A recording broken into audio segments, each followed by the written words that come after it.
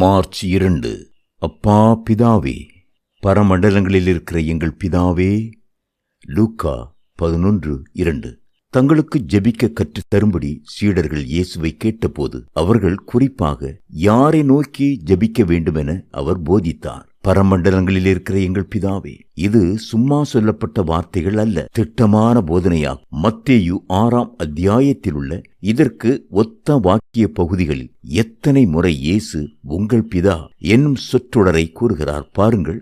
வசனம் 1, 4, 6, 8, 14, 15, 18, 26, 32. எங்குதான், எப்பொழுதுதான், ஏன்தான் கிறிஸ்தவர்கள் இயேசுவை நோக்கி ஜெபித்து இயேசுவின் நாமத்தில் ஜெபத்தை முடிக்கும் பழக்கத்திற்குள் சரிந்தார்கள் என என்னால் புரிந்து கொள்ளவே முடியவில்லை. இயேசுவின் நாமத்தில் இயேசுவிடமே கேட்க முடியுமோ? சற்றும் அர்த்தமற்றது. தமது மரணத்தை அடுத்து துவங்கவிருக்கும் புதிய உடன்படிக்கையின் யுகத்தை குறிப்பிட்டு இயேசு தம் சீடருக்கு உபதேசித்ததாவது, அந்த நாளிலே நீங்கள் என்னிடத்தில் ஒன்றும் கேட்க மாட்டீர்கள். மெய்யாகவே நான் உங்களுக்கு சொல்லுகிறேன், நீங்கள் என் நாமத்தினாலே பிதாவினிடத்தில் கேட்டுக்கொள்வது எதுவோ.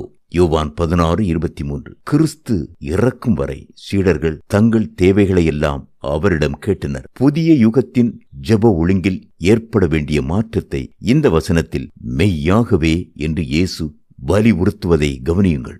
ஆதி சீடர் பெந்தேகோஸ்தையை அடுத்து எழுதப்பட்டுள்ள முதல் ஜெபத்தையே பிதாவை நோக்கி ஜெபித்தனர். அப்போஸ்தலர் நடபடிகள் 4:24. இதுவே பவுலின் பழக்கமாகவும் இருந்தது. பிதாவை நோக்கி வேண்டிக் கொள்கிறேன் என்பதுவே அவரது அறிக்கை. எபேசியர் 3:15. பாவங்களை பிதாவிடமே அறிக்கையிட வேண்டும். அவ்வேளையில் அவரது குமாரனின் இரத்தம் நம்மை தூய்மைப்படுத்தும். 1 யோவான் 1:6-9. பிதாவிடம் நமது பாவங்களை அறிக்கையிடும்போது குமாரனானவர் பிதாவின் வலது பக்கத்திலிருந்தும் பரிசுத்த ஆவியானவர் நமக்குள் இருந்தும் நமக்காக பரிந்து மன்றாடுகின்றனர். 1 யோவான் 2:1, ரோமர் 8:26.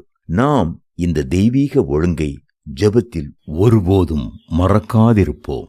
ஆன்மீக ஆசீர்வாதங்கள் அனைத்தும் கல்வாரியில் கிறிஸ்து முடித்துவிட்டபடினால் நமக்கு வருபவைகளானாலும் அவைகளை அனுபவிக்க நாம் பிதாவிடம் கேட்க வேண்டுமென்றே போதிக்கப்பட்டிருக்கிறோம். எடுத்துக்காட்டாக ஆவியினால் நமக்கு ஞானஸ்நானம் கொடுப்பது இயேசு என்றாலும் அந்த ஆசீர்வாதத்தை கேட்க வேண்டியது பிதாவிடமே. லூக்கா 3:16. அப்படியானால் நாம் ஒருபோதும் இயேசுவை நோக்கி ஜெபிக்க கூடாதா?